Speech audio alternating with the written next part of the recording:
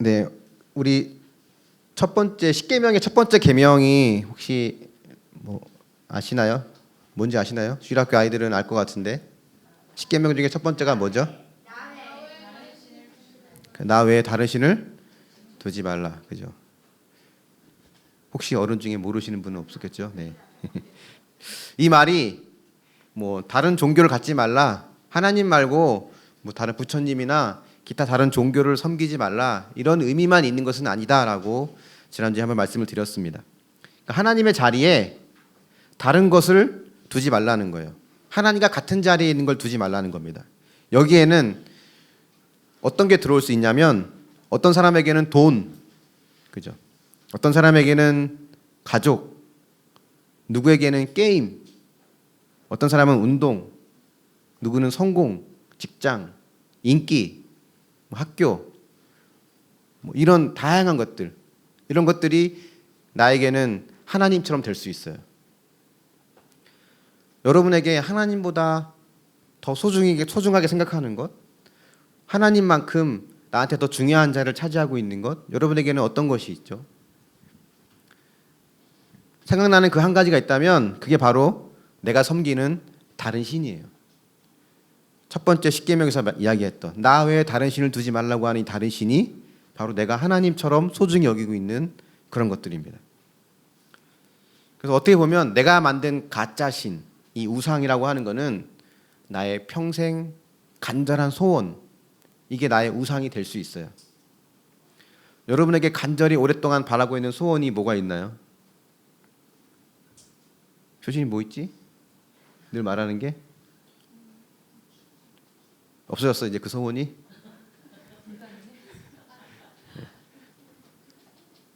선민이는 뭐 있지? 간절한 소원이 뭐가 있어요?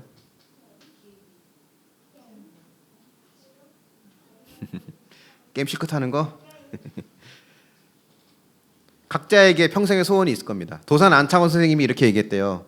여러분이 누군가 나에게 세 가지 소원이 뭐냐고 물은다면 첫째도 독립이요, 둘째도 독립이요, 셋째도 독립이요 라고 말을 했다는데 여러분의 평생의 소원은 뭔가요? 혹시 통일? 혹시 뭐 세계 복음화? 뭐 이런 거창한 건 아니겠죠. 모든 사람들에게는 오랜 시간 동안 마음 깊이 간절히 바라는 소원이 있습니다. 이제 한 달 후 하고 일주일이 더 지나면 수능 날짜가 다가오죠. 11월 14일인데 아마 수험생들은 좋은 성적을 거두고 자기가 원하는 대학 혹은 원하는 학과에 들어가는 게 간절한 소원일 거예요. 왜냐면 초등학교 때부터 시작된 이 학교 생활, 거의 이제 이 학교 생활 12년의 학교 생활을 총 결산한다고 해도 과언이 아니거든요. 뭐 어떤 지역은 뭐 유치원 때부터 하기도 하지만 12년 동안 공부했던 것을 하루에 다 결과를 내는 이 중요한 날이 다가오면 시험 잘 봤으면 좋겠다, 아니면 이걸로 좋은 대학 갔으면 좋겠다, 이런 것이 간절한 소망이 됩니다. 간혹가다 아기가 생기지 않는 부부들을 봐요. 결혼해서 뭐 5년, 10년 뭐 지나는데 아이가 안 생겨요. 그런 부부들은 건강한 아이를 낳는 게 간절한 소원일 겁니다. 몸에 질병이 있어서 아픈 사람들은 하루하루 이 고통스러운 시간을 빨리 끝내고 병에서 낫는 게 가장 큰 소원이겠죠. 그 외에도 다양한 소원들이 다 집집마다 혹은 각자 개인마다 다 가지고 있습니다. 이 소원이 나쁜 건가요? 이번에도 저희 집에 학교 시험 100점을 맞으면 핸드폰을 사주겠다고 하는 그런 아이가 있었는데 아쉽게도 몇 개 틀렸니? 하나 틀렸답니다. 아무튼 네. 시험을 그렇게 얘기하고 나서 공지를 보니까는 시험을 2과목 보더라고요. 저는 전과목 보는 줄 알았는데 그래서 다 맞으면 어떡하지 했는데 안타깝게도 하나 틀려서 전과목을 보는 기말에 도전해봐야 될 것 같아요. 그렇게 간절히 원하는 뭐 시험을 보고 핸드폰을 가져도 그게 나쁜 건 아니죠. 그렇게 원하는 대학에 합격하는 것도 나쁜 것도 아니고 그렇게 원하는 아이를 갖는 것, 그렇게 원하는 병이 낫는 것. 저희 어머니도 제가 어릴 때부터 귀에 못이 박히도록 하셨던 말씀이 있었어요. 돈 걱정 없이 한번 살아봤으면 좋겠다. 항상 마이너스고 이게 항상 이거니까 지금 생각해 보면 뭐 그 많은 빚이 있는데 그게 걱정이 안 될 리가 없다 생각이 들지만 그 이야기를 어릴 때부터 들어왔거든요. 그러니까 이 지긋지긋한 가난에서 벗어나서 부자가 되는 거 나쁜 거 아닙니다. 저는 여러분들이 그렇게 좋은 일과 기쁜 일이 정말 많아졌으면 좋겠어요. 여러분이 그렇게 바라고 원하는 것들이 다 이루어지기를 축복합니다. 계획하고 꿈꾸는 일들이 잘 이루어져서 좋은 소식이 많아지면 저도 굉장히 행복할 것 같아요. 근데 목사의 마음이 그렇더라고요. 저도 이제 개척하기 전에는 잘 몰랐는데 뭔가 이렇게 여러분 성도님들 중에서 이렇게 일이 잘 안 되고 힘든 일을 겪고 고난을 겪고 뭐 여러 개 잘 일이 꼬이고 이러면 내가 기도가 부족했나? 목사가 못나서 이런가? 뭐 이런 생각이 들기도 합니다. 또 그 반대로도 있어요. 반대에도 때로는 어려운 고비를 넘겨서 문제가 잘 해결되고 뭐 어떤 그런 좋은 소식이 있으면 저도 모르게 만세가 나옵니다. 간절히 원하는 일들이 잘 이루어졌으면 정말 좋겠어요. 근데 때로는 그렇게 간절히 바라고 원하는 소원이 이루어진다는 것, 그것이 축복이기도 하지만 오히려 재앙일 때도 있다는 거예요. 이런 예가 있었습니다. 어떤 분이 이제 늦은 나이에 결혼을 해서 건강한 두 아이를 낳았어요. 집사님입니다. 늘 행복한 가정을 일구는 것이 평소의 꿈이었거든요. 소소하고 소박한 꿈이잖아요. 그래서 결혼을 해서 이제 아이가 생기니까 나 이 아이를 정말 행복하게 해줘야겠다라고 하는 간절한 소망이 생겼습니다. 근데 안타깝게도 결과적으로 봤을 때 그 소망을 이루는 일에는 실패했어요. 왜냐하면 자녀에게 완벽한 삶을 주려고 싶은 이 욕심이 앞서다 보니까 자녀들의 삶을 하나하나씩 시시콜콜이 다 통제하면서 관계가 깨지고 서로 미워하고 원망이 쌓이는 그런 일이 생겼습니다. 그래서 한 자녀는 분노를 조절하지 못하기도 하고 또 한 자녀는 학교에서 친구들과 관계를 맺지 못하고 이런 일들이 생겼습니다. 자녀들을 비롯해서 가족들에게 내가 정말 행복하게 해줘야겠다, 행복을 선물로 줘야겠다라고 했던 이 마음이, 이 소원이 오히려 그들에게는 독이 된 거죠. 그렇다면 이 사람의 문제는 뭘까요? 이 집사님은 뭐가 문제가 된 걸까? 자녀를 너무 많이 사랑해서 문제가 되나? 자녀를 많이 사랑하는 게 문제가 될 수 있을까요? 그건 아니죠. 정말 문제는 자녀를 너무 많이 사랑했다는 게 아니라 자녀와의 관계에서 하나님을 너무 적게 사랑했다는 거예요. 자녀만큼도 하나님을 사랑하지 않았다는 것. 그래서 결국은 이 집사님에게는 두 자녀가 자신이 믿고 섬기는 우상이고 다른 신이 된 거죠. 성경에는 여러 형태의 우상 숭배가 있습니다. 또 그 우상 숭배로 인한 비참한 결과들도 많이 나와요. 오늘 성경 이 창세기 22장에는 누가 나오냐면 아브라함이 나옵니다. 아브라함이 살던 이 시대에는요, 고대 근동 지역은 가문을 이어갈 수 있는 아들이 제일 중요했어요. 지금은 이제 딸을 많이 선호하잖아요. 그죠? 시대를 잘못 태어났네. 우리 아이들이 다 남자밖에 없어서. 딸을 선호하잖아요. 물론 아들도 여전히 선호하긴 하지만 그렇다고 아들을 뭐 천시하지 않지만 딸을 선호하는 분위기이기도 한데 이 당시에는 가문을 이어갈 아들이 가장 중요했기 때문에 아브라함에게도 물론 그런 소원이 있었고 이 아들을 낳지 못한다고 하는 것, 집에 아들이 없다고 하는 것은 굉장한 부끄러움과 수치였습니다. 그런 아브라함에게 하나님이 하루는 찾아오셨어요. 그래서 뭐라고 말씀하셨냐면 여기 보면 함께 읽어볼까요? 창세기 12장 1절 말씀 시작. 주님께서 아브라함에게 말씀하셨다. 너는 내가 살고 있는 땅과 내가 난 곳과 너희 아버지의 집을 떠나서 내가 보여주는 땅으로 가거라. 하나님이 아브라함에게 나타나셔서 지금 네가 살고 있는 그 땅, 그 집, 친척들 다 떠나서 너 혼자 저기 내가 가라고 할 수 있는 저 보여줄 수 있는 저 땅으로 가라라고 말씀하신 거예요. 이게 사실은 굉장히 어려운 순종입니다. 왜냐하면 지금은 어디 가라 그러면 그래 일단 재산을 팔아, 집을 팔아. 그래서 돈을 은행에 넣어놓고 어디 가서 또 은행에 돈을 찾아서 그걸로 집을 사든지 땅을 사면 되죠. 이때는 그런 게 아니에요. 이 당시의 재산은 땅입니다. 떠나라 그러면 모든 건 다 놓고 그냥 맨몸으로 떠나는 거예요. 어려운 순종이죠. 근데 하나님이 어떤 말씀하셨냐면 너희가 떠나면 네 아들을 통해 온 세상이 다 복을 받을 것이다 라고 했어요. 아브라함의 아들을 통해 모든 사람들, 온 민족이 다 복을 받으려면 뭐가 제일 필요할까? 희생이 필요해요?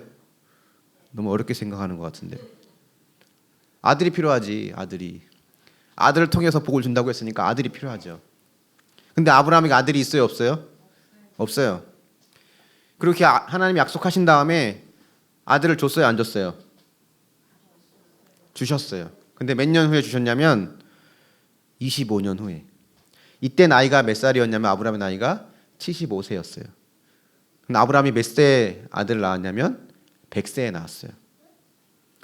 근데 하나님이 아브라함에게 아들을 주겠다고 하신 때는 75세가 처음이 아니에요. 이때가 75세였지만 그 전에도 말씀하셨거든요. 그러면 하나님이 약속을 하신 다음에 아들을 주기까지는 적어도 25년 이상이 걸린 거예요.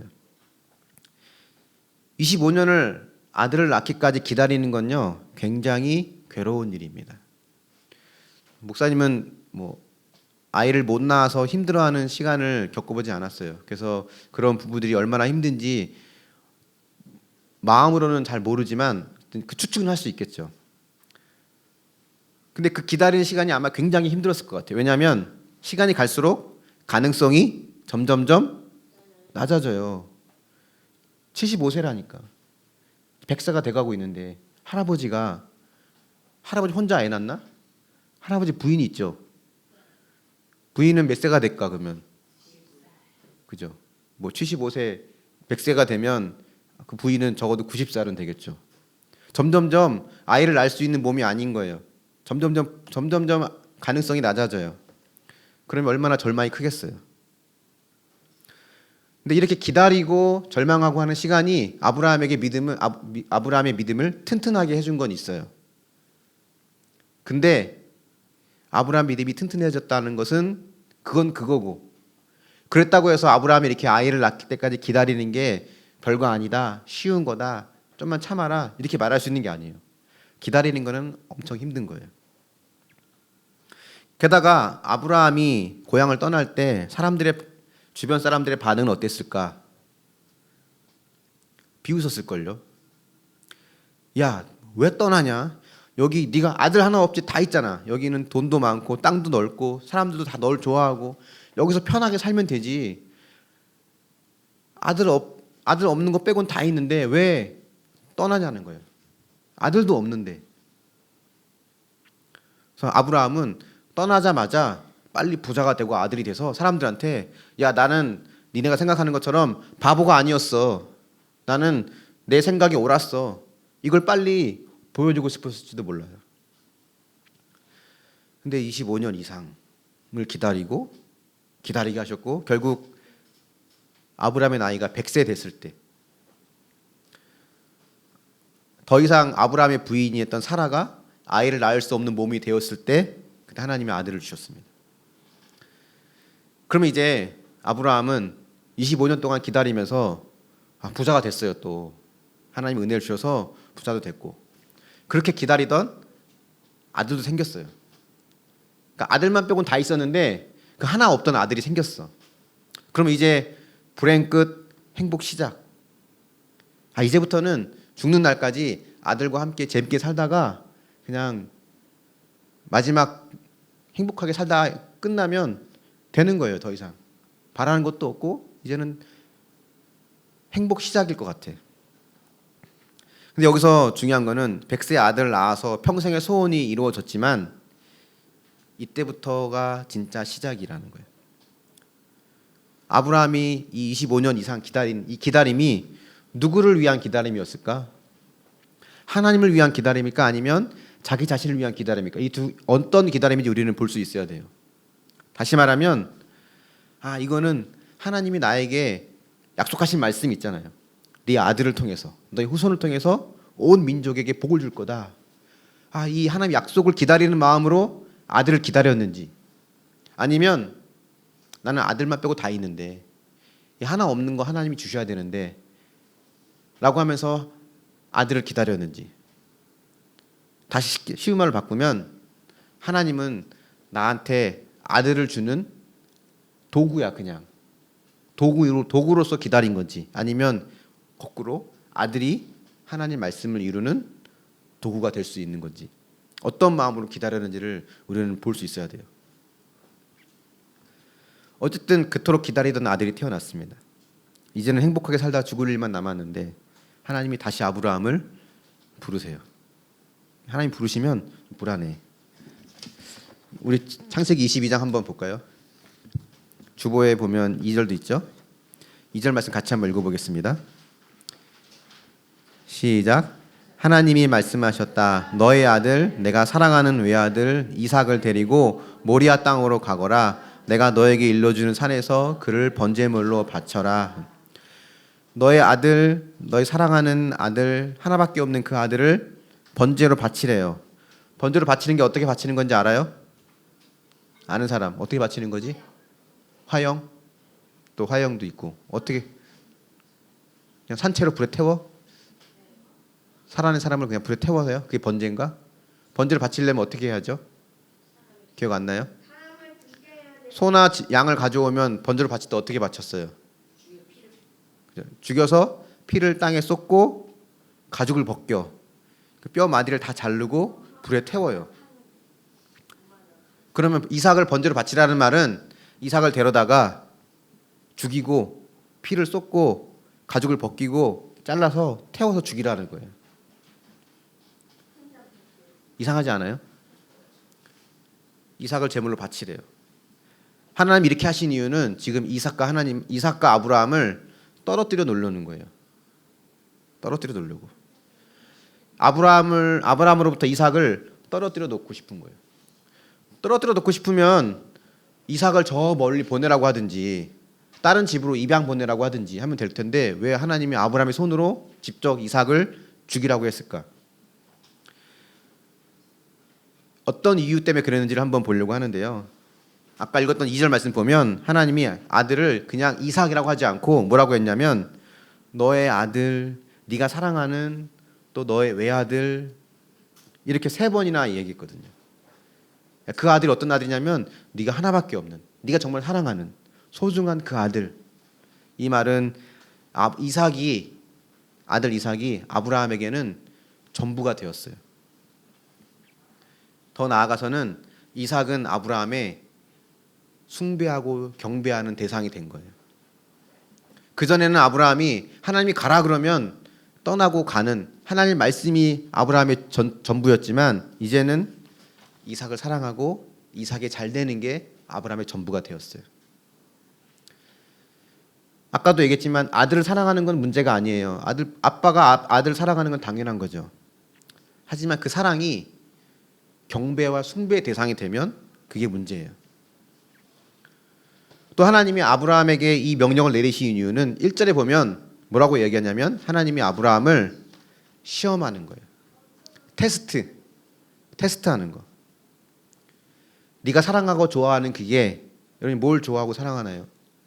하루에 가장 많은 시간을 보내고 있는 게 어떤 건가요? 혹시 게임? 뭐 인터넷? 내가 좋아하는 그것이 나의 우상이 되어서 내가 경배하는 대상이 되었는지 아니었는지를 확인하는 방법은 단순합니다.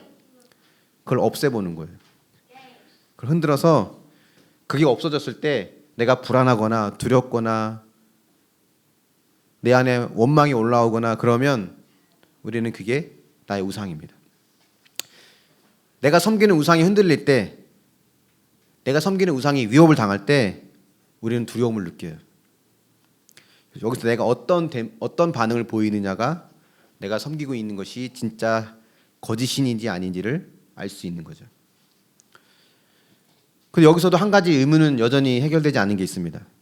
아무리 그래도 그렇지 어떻게 살아있는 아들을 불에 태우라고 하지?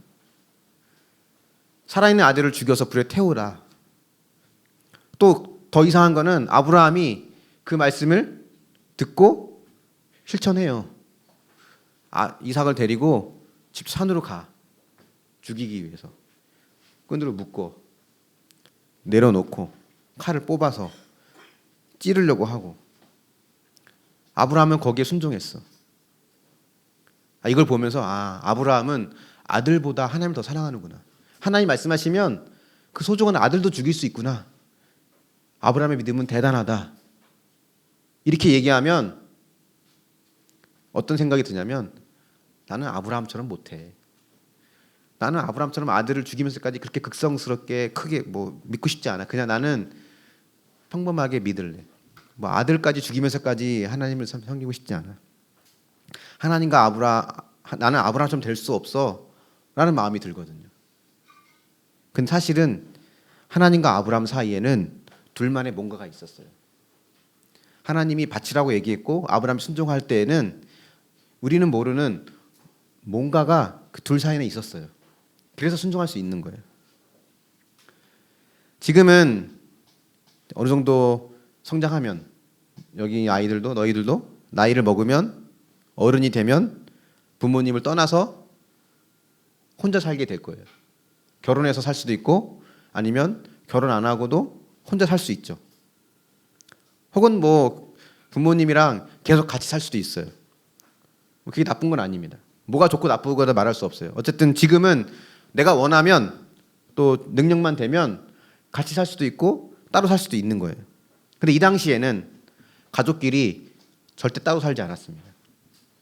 아들, 손자, 며느리, 고모, 이모 다 같이 살았어요. 여러분 야곱이 요셉을 만난 다음에 식구들을 데리고 애굽으로 이집트로 떠났거든요. 그때 떠난 야곱의 식구가 몇 명인지 알아요? 몇 명인지 알아요? 70명 됩니다. 70명. 한 가족이 70명이에요. 대가족이잖아요. 떠나지 않습니다. 적어도 마을 공동체, 씨족 공동체를 이루며 살아요. 그렇기 때문에 그 당시에는 꿈이 뭐냐? 나의 꿈은 지금은 꿈이 뭐냐 그러면 저는 커서 뭐가 될 거예요? 뭐가 될 거예요? 이런 사람이 될 거예요. 이런 자기 자신에 대한 꿈이 있지만 이 당시에는 꿈이 뭐냐 그러면 다 우리 가문이 잘 되는 것, 우리 집안이 잘 되는 게 이게 다 꿈이에요. 자기 개인적인 꿈은 거의 없었어요. 그래서 집에서 제일 중요한 사람은 누구냐면 아버지가 제일 중요하고 그 다음 중요한 사람이 누굴까? 이 당시에는 첫 번째 아들, 첫째 아들이 제일 중요했어요. 왜냐하면 이 집안을 이끌어갈 사람이 이 첫 번째 아들이었거든요. 그래서 집안에 있는 재산이나 땅이나 이런 것들은 대부분 누구한테 줬냐면 첫 번째 아들에게 줬습니다. 그래서 여기 만약에 선민이나 효신이가 옛날에 태어났으면은 집안에 있는 많은 것들을 다 물려받을 수 있었을 텐데 정우도 그렇고. 근데 딱 보니까 다 우리 모두가 다 고만고만해서 받을 건 별로 없을 것 같긴 합니다만 어쨌든 제일 중요한 역할을 해서 제일 중요하게 여겼고 그 집안의 가문은 곧 장남과 동일시 됐거든요. 가문의 꿈은 그 집안의 꿈과 희망은 곧 누구냐면 장남에게 걸려 있었습니다. 그럼 장남이 좋기만 하겠네. 역시 아들로 태어나기 제일 좋겠네. 생각할 수 있지만 그 반대도 있어요. 그 집안의 죄는 장남의 죄로 전가됩니다. 집안이 벌을 받으면 집안 전체가 벌을 받지 않고 장남이 대신 벌을 받아요.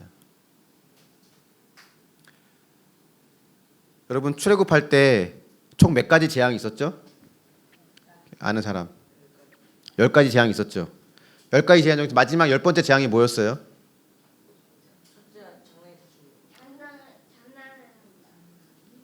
예, 그 집안의 장남 첫 번째 아들이 죽는 거죠. 그 10번째 재앙이 가기까지 9번째 재앙까지는 애굽에 섬기는 우상들을 하나님이 다 심판했거든요. 마지막 열 번째 재앙은 어떤 재앙이었냐면 애굽에 있는 모든 집안들을 모든 사람들을 다 심판하는 거예요. 애굽 전체를 다 심판하는 겁니다. 그래서 애굽 전체를 다 심판하는데 그래서 그 심판이 누구에게 갔냐면 각 집안에 있는 장자, 큰아들에게 내린 거예요. 이스라엘도 이 심판을 피할 수 없었어요. 그래서 이스라엘도 죽을 수밖에 없었지만 하나님이 이스라엘에게는 기회를 줬죠. 뭐냐면 어린 양의 피, 양을 죽인 피를 문에다 바르면 죽음의 천사가 와서 그 피를 보고 넘어간다는 거거든요. 그래서 이거 유월절이라고 하잖아요. 기억나나요 혹시? 그래서 어린 양이 대신 죽은 것을 확인하고 죽음을 피할 수 있었습니다. 그러면 그렇게 해서 죽고 나면 이스라엘은 이제 다시는 큰아들이 안 죽어도 될까?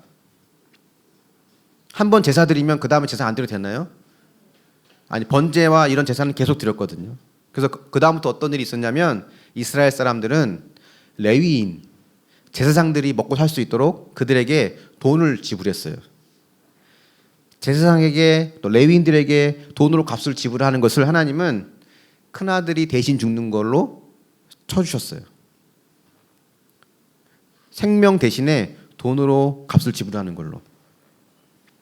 생명과 돈과는 가치가 똑같지 않죠. 어떤 돈으로도 생명을 대신할 수 없잖아요. 그만큼 하나님의 은혜가 큰 거죠. 근데 하나님은 언제든지 야, 이제 더 이상 돈은 필요치 않아.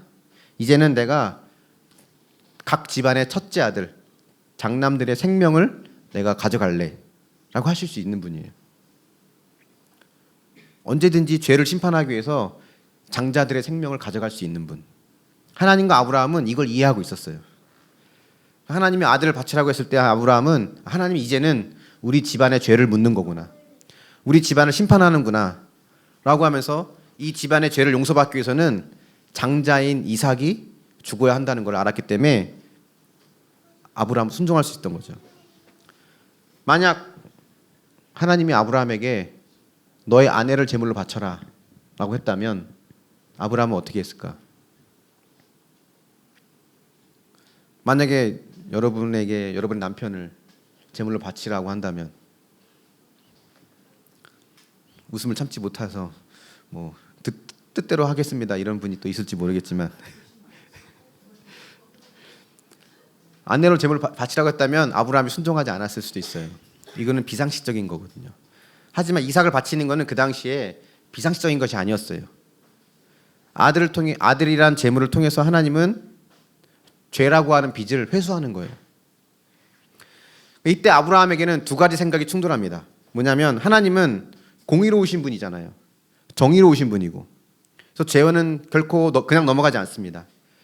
죄는 반드시 심판하시는 분이에요. 그렇기 때문에 우리 집안에 있는 죄를 심판하기 위해서 아들의 생명을 요구하시는구나, 이걸 받아들일 수 있습니다. 또 하나는 뭐냐면 근데 하나님이 예전에 나한테 나타나셔서 네 아들을 통해 복을 주신다고 했거든요. 하나님은 그 약속을 반드시 지키는 분이에요. 은혜로우신 분이고 사랑이 많은 분이고. 그러려면 이삭이 죽으면 될까 안 될까? 안 되죠. 이삭은 살아야 돼요. 하나님은 죄를 용서하지 않고 죄를 심판하는 분이기 때문에 이삭이 죽어야 되는데, 또 하나님은 이삭을 통해 하신 말씀을 이루려면 이삭이 살아야 돼요. 이 두 개 반대되는 상황이 부딪혔어요. 지금 이걸 어떻게 해결해야 될까? 여러분 같으면 어떤 해결책을 내놓겠습니까? 근데 중요한 거는 이 해결책은 아브라함이 내놓는 게 아니에요. 하나님이 하실 일이지. 아브라함이 할 일은 둘 중에 하나입니다. 하나님의 말씀에 순종할 것이냐, 아니면 아들을 살릴 것이냐. 이 테스트가 이 자식이 우상이냐 아니냐를 결정합니다. 둘 중에 하나를 선택해야 되는 상황이 되지 않으면 이게 우상인지 아닌지 우리는 알 수 없어요. 이걸 내려놓을 수 있는 상황이 돼야, 이게 흔들리는 상황이 돼야 내가 지금 하나님 외에 다른 신을 섬기고 있는지 아닌지를 알 수 있습니다. 직장에서 때로는 진실을 말하고 사업을 하면서 정직하게 사업을 하고 그러면 때로는 내 승진이나 명예에 불이익이 되거나 내가 돈을 버는데 지장이 있을 수 있을 때, 그때 비로소 직장이, 내 명예가, 재물이 나의 우상인지 아닌지를 분별할 수 있는 거예요. 자녀도 그렇고 그 어떤 것도 마찬가지입니다. 아까 초반에 언급했던 늦게 결혼해가지고 자녀를 낳고 행복하고자 했던 집사님, 그 사람 집사님의 이야기를 더 해보면, 만약에 그 집사님이 정말 하나님을 신뢰했다면, 하나님만 신뢰했다면 이렇게 고백했어야 됩니다. 그래, 우리 애들이 완벽하게 살고 성공하고 행복해지기를 바라는 것은 내 욕심이고 내 이기적인 마음이야. 그냥 애들을 통해서 내 가치를 증명하고 싶은 욕망일 뿐이야. 애들 부족한 모습 그대로 수용하고 인정해야지. 이걸 깨달아야죠. 그렇게 되면 내가 원하는 수준에 이르지 않았다고 해서 애들을 벌하거나 혹은 자녀의 적성에 맞지 않는 것을 강요하지 않습니다. 그 자녀들의 실패를 허용할 수 있게 돼요. 아브라함은 하나님 명령을 어기고 이삭을 살리는 것이 이삭을 위한 거라고 생각하지 않았습니다. 다시 말하면 이 딜레마를 자기가 해결하려고 하지 않았다는 거예요. 하나님께 맡겼습니다. 마찬가지로 우리도 우리의 이삭을 하나님께 드려야 돼요. 내가 놓지 못하고 있는 이삭을 제단 위에 올려놓고 내 삶의 모든 중심을 하나님께 드려야 합니다. 자녀를 그렇게 과잉 통제했던 그 집사님은 자기 삶뿐만 아니라 자녀의 삶에도 하나님이 개입하는 것을 막았어요. 하나님이 하나님 되심을 막았습니다. 자녀를 향한 하나님의 계획이 나의 계획보다 더 지혜롭다는 것을 생각하지 못했습니다. 나는 내 자녀의 인생이 실패하지 않도록 완벽한 삶을 세웠지만 그 완벽한 계획은 하나님이 우리를 위해 계획해 놓으신 여러 실패와 인생의 굴곡들보다 더 엉성하고 오류가 많다는 겁니다. 결국 이 말 같아요. 자녀들에 대한, 저도 부모로서 자녀들에 대한 욕심을 내려놓을 때 결국 이 말을 듣고 싶은 것 같습니다. 엄마, 제가 이렇게 잘 된 건 다 엄마 덕분이에요. 자, 이렇게 성공한 건 다 아빠 덕분이에요. 나 이렇게 행복한 건 엄마 덕분이에요. 이 말을 듣고 싶은 욕심이 많을수록, 그러면 그럴수록 절대 이 말을 듣지 못합니다. 자녀를 하나님께 맡기고 실패도 허용하면서 그분의 사랑과 뜻 안에서 평안을 찾는 것이 우리가 내 평생 소원이라고 여기는 이 우상을 하나님으로 여기지 않는 모습이라 할 수 있는 거죠. 우리가 제단에 올려놓아야 될 나만의 이삭이 있습니다.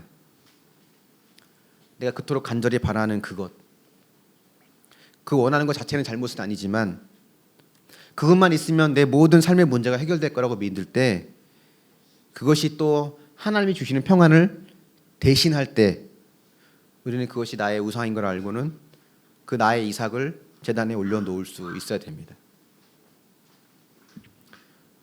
아브라함이 어떻게 했나요? 결국은 이삭을 어떻게 했어요? 이삭을 끈으로 묶어서 제단에 올려놓고 칼을 들고 죽이려고 하는 순간 하나님 어떻게 하셨죠? 아브라함아, 아브라함아, 네가 그 하나밖에 없는 아들 독자 이삭을 아끼지 않고 나에게 바치는 걸 보니 이제야 네가 나를 사랑하는 줄 알겠다 라고 하나님 말씀하시거든요. 만약 그렇다면 우리도 같은 고백을 하나님께 할 수 있어야 되지 않을까요? 하나님, 하나님의 사랑하는 아들 독자 예수 그리스도를 나에게 아끼지 않고 제물로 바친 걸 봤으니 이제야 내가 하나님이 나를 얼마나 사랑하는 줄 알겠습니다 라고 하는 고백을 우리가 할 수 있어야죠.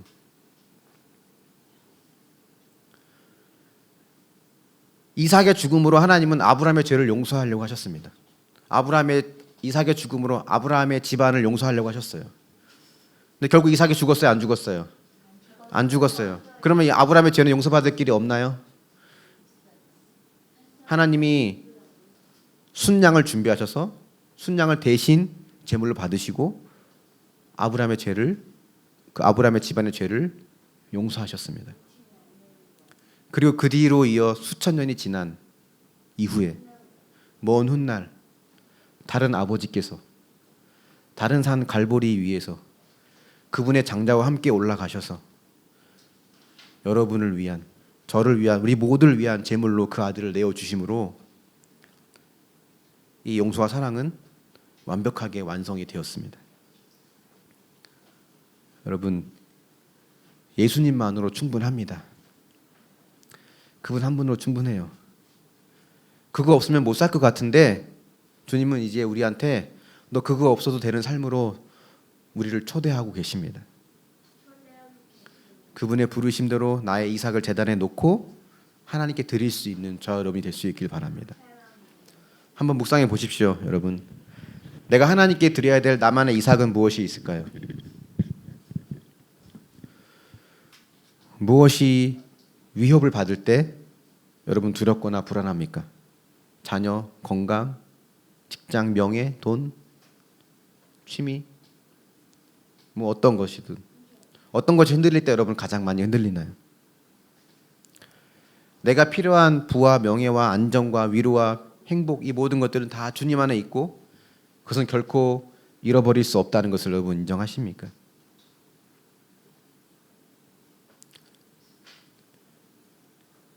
우리가 이 좋은 것들을 다 없애자 이걸 말하는 게 아닙니다. 이 좋은 것들이 나에게 하나님이 되지 않도록 이 가짜 신들을 하나님 아래로 내려놓자는 거예요.